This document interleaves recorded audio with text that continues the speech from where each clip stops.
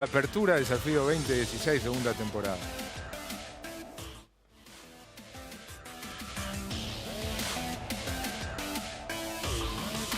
Empieza un nuevo desafío, el desafío de hacer buen periodismo, sin concesiones, sin compromisos, para investigar, para preguntar, para opinar. Marcelo Slotoviazda. Bueno, muy buenas noches, bienvenidos. Segunda temporada de Desafío 2016 aquí en la pantalla de C5N. Primer programa hoy. Venimos con muchas ganas, venimos renovados, hay incorporaciones, incluso hay hasta humor. Claudio Martínez, productor de este programa, y junto con Aldo Fernández, dueños del Oso Producciones, la productora responsable de este programa, nos va a abastecer de pinceladas de humor que irán apareciendo ahí por el programa. En la primera temporada, uno de los ejes del programa, un elemento central, fue tratar las promesas de campaña que los distintos candidatos planteaban para enfrentar los desafíos que se vislumbraban para 2016. Así como el año pasado ese fue un eje, este año un elemento que va a transitar todo a lo largo del ciclo va a ser el monitoreo, el seguimiento, el examen de las promesas de campaña que hizo el gobierno que finalmente ganó la elección. Macri en la Nación, María Eugenia Vidal en la provincia, haremos el seguimiento de algún intendente, ¿por qué no? Horacio Rodríguez Larreta o cualquier otro, incluso que se prometían para determinadas empresas públicas. Hoy vamos a empezar, recién escuchábamos a la legisladora del PRO hablar de pobreza cero. Hoy vamos a analizar qué está pasando en estos 90 días en pos de llegar a ese que fue uno de los tres objetivos con los cuales Mauricio Macri insistió en la campaña: pobreza cero, derrotar al narcotráfico y unir a los argentinos. Hacia el final del programa, incorporamos columnistas. José Nathanson nos va a hablar acerca de si es verdad o no esto que el gobierno quiere instalar de que en el Estado sobra gente, con los miles de desafectaciones que hubo. Pero antes de eso, vamos a empezar con, como les anticipé antes, con un balance de los primeros 90 días de gestión de Cambiemos, de la presidencia de Macri, que se cumplen mañana. Seguramente el invitado que tenemos ya aquí en el estudio, hombre clave del gobierno, Marcos Peña, va a discrepar con parte del balance, o tal vez con todo el balance que hagamos ahora, así que después los vamos a charlar con él. Breve y sintético. Empezando por lo político, creo que lo primero que hay que decir es que en estos 90 días Macri logró gobernabilidad. Lo que no es poco y lo que estaba puesto en discusión, muchos dudaban, teniendo en cuenta que el sindicalismo es peronista, teniendo en cuenta además que en diputados y en senadores no contaban con mayoría, más allá de la alianza del acuerdo de Cambiemos. Logró gobernabilidad en un primer momento a fuerza de decretos, de alguna sobreactuación de autoridad, aunque en las últimas semanas se está ejerciendo más la negociación. Y gobernabilidad a la que también contribuyó la escisión del principal partido de oposición, la escisión del peronismo, escisión formal en el Congreso con un bloque de diputados que se separó, pero creo que la decisión va más allá de eso. Y ayudado también por la crisis en la que está el kirchnerismo, el cristinismo duro. No puedo eludir en un balance, por más sintético que sea en lo político, dos hechos muy cuestionables del gobierno. Uno, en realidad, podía discutirse si es atribuible al gobierno, que es la detención, ya hace casi 3 meses, de Milagro Sala, acusada en un primer momento por instigación al tumulto. Y el segundo hecho fueron 3 episodios serios de represión, incluso con uso de balas de goma. Eso como una breve síntesis de balance en lo político.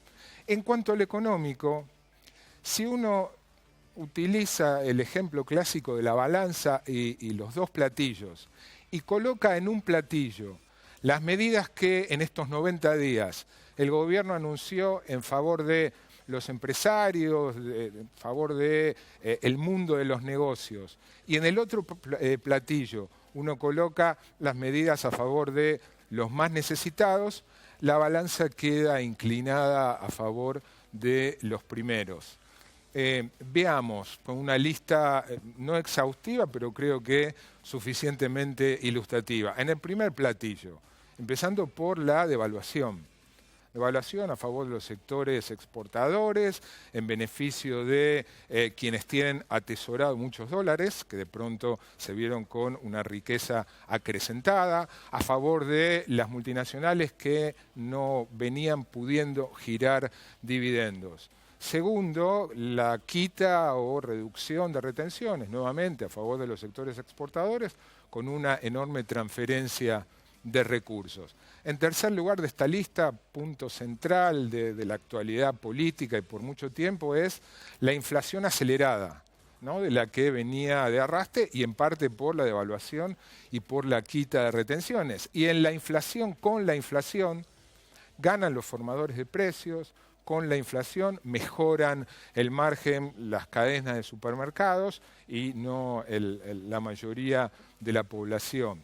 Le podemos sumar un tema que hoy en realidad está siendo noticia bien actual, la derogación de la ley de medios, que está permitiendo muchos negocios y operaciones en un sector tan importante por lo económico, pero también por lo político como en los medios. Clarín consolidando la compra en Nextel, Fintech asumiendo el control nada menos que de Telecom. Si quieren podemos también agregar en esa lista el acuerdo con los buitres que está impulsando el gobierno, que es bienvenido y apoyado por el sector económico. Eso pesa, ¿no?, en un platillo mucho. En el otro también hay algunos elementos. El anuncio de fin de año, ese pago extra de 400 pesos por única vez a jubilados que cobran haber mínimo, a los beneficiarios de la asignación universal, hubo aumento de asignaciones familiares y hubo algunos anuncios, ¿no?, que por el momento son anuncios. El más importante, todavía no se conocen detalles porque no se presentó el proyecto, es la reducción del IVA para los consumos de bienes básicos para, se entiende, los más necesitados, los beneficiarios de los planes sociales. La balanza queda, a mi parecer, claramente inclinado. Estarás pensando, bueno, hay dos grandes medidas que no incluí en ninguno de los dos platillos. Y es cierto, una es el aumento de tarifas, que es desde el punto de vista del dinero implicado de las más importantes. Lo que pasa es que me cuesta colocar en alguno de los dos platillos el aumento de tarifas porque afecta a clase alta, afecta a clase media e incluso también en parte a clase baja más allá de la tarifa social. Y el otro es los cambios en ganancias. Los cambios en ganancias benefician a los trabajadores, es cierto, pero beneficia a los trabajadores que más ganan. En definitiva, y lo interesante es que el gobierno es consciente. Cuando uno habla en confianza, se lo vamos a preguntar a Marcos ahora en instantes, el gobierno es consciente que hay una creciente sensación de que el gobierno inclina la balanza a favor de, si se quiere, los más poderosos, los empresarios, y no del resto. Y si se quiere, ese dato, más la aceleración de la inflación, más una economía en leve recesión, más los despidos que está habiendo. Recién Marcos Peña cuestionaba un dato que en principio es muy fuerte, 100.000 despidos, contabilizó una consultora, él creo que va a hacer una aclaración al respecto. Pero bueno, todos esos elementos explican que en las últimas semanas, por primera vez, la imagen de Mauricio Macri, la aprobación del gobierno, ha comenzado a caer. Desde niveles muy altos, cuando asumió de aprobación, pero ha comenzado a caer y en esto coinciden casi todas las consultoras, creo que menos una. Sería muy injusto, y para terminar el balance, que no hablara de qué es lo que recibió el gobierno, la llamada herencia. De ninguna manera la herencia, el país que recibió Macri, es el país que Macri describió en el discurso de apertura el 1 de marzo, que pintó un panorama negro catastrófico. De ninguna manera ese es el país que él recibió, altísimo nivel de empleo y desendeudamiento, por citar dos de los elementos favorables, positivos.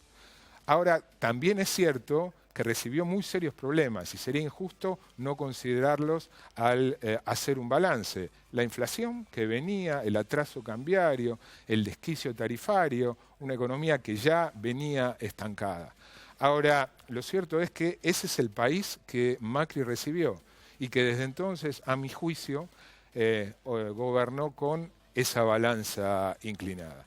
Antes de ir a la entrevista con el jefe de Gabinete de Ministros, Marcos Peña, estos 90 días que yo sinteticé con un balance, lo van a ver ahora en una gran idea que Lalo Mir instaló hace ya varios años, que es el sin respirar, y que con Ernesto Tenenbaum solíamos usar en palabras más, palabras menos, en TN. Presten atención lo vertiginoso, todo lo que pasó en estos 90 días contados por Lalo Mir en el Sin Respirar.